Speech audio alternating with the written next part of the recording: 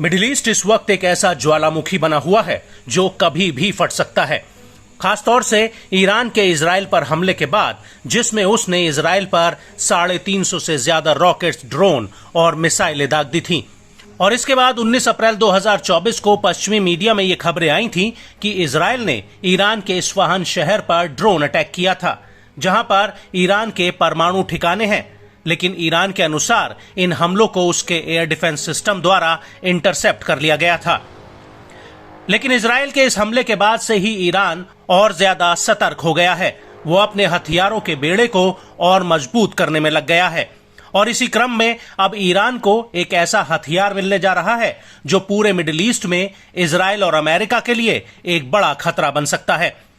दरअसल ईरानी सेना से जुड़े एक media house student news network यानी SNN ने 20 अप्रैल 2024 को खबर दी थी कि अगले हफ्ते ईरान को रूस से Su-35 लड़ाकू जेट्स मिल सकते हैं। और SNN की इस खबर के आधार पर ईरान के कई मीडिया हाउसेज ने ये खबर चलाई थी। हालांकि SNN ने खबर वायरल होने के बाद अपनी वेबसाइट से उसे डिलीट कर दिया था। वहीं ईरान ने आधिकारिक रूप से इस रिपोर्ट को खारिज कर दिया था। इससे पहले ईरान ने जनवरी 2023 में इन फाइटर जेट्स की डिलीवरी की बात कही थी। लेकिन अगर ये बात सच साबित होती है तो इजराइल के साथ उसके तनाव में ये बहुत बड़ा टर्निंग पॉइंट होगा। हालांकि अभी तक ये साफ नहीं हुआ है कि रूस इजराइल को कितने Su-35 फ्लैंकर जेट्स देगा, लेकिन माना जा रहा है कि ईरान को कुल 24 Su-35 जेट्स मिल सकते हैं। वहीं दूसरी तरफ पिछली गर्मियों में ईरान के एक पत्रकार ने खुलासा किया था कि ईरान ने रूस को 50 Su-35 फाइटर जेट्स के लिए साल 2021 में ही पैसा दे दिया था। हालांकि ये साफ नहीं है कि यूक्रेन युद्ध को लेकर लगाए गए प्रतिबंधों के बीच रूस इतने ज्यादा जेट्स ईरान को दे पाएगा या नहीं।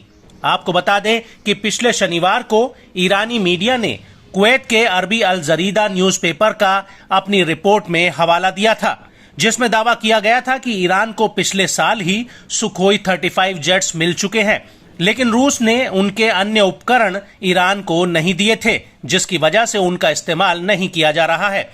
और इस रिपोर्ट में यह भी कहा गया था कि रूस के ऊपर इजराइल और अन्य अरब देशों का दबाव है, जिसकी वजह से उनकी डिलीवरी में देरी हो रही है।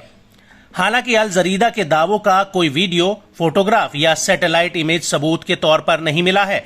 हालांकि 2023 में सैटेलाइट से ली गई एक तस्वीर में ईरान के अंडरग्राउंड एयरबेस के बाहर Su-35 जेट्स का एक नमूना जरूर खड़ा हुआ दिखा था।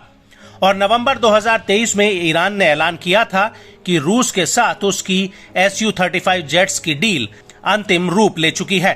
और अब अगर ईरान को Su-35 जेट्स मिलने की बात सच साबित होती है तो इससे पुरानी पड़ी ईरानी एयरफोर्स की ताकत कई गुना बढ़ जाएगी, जिससे इजराइल और अमेरिका के लिए एक बड़ी चुनौती पैदा हो सकती है।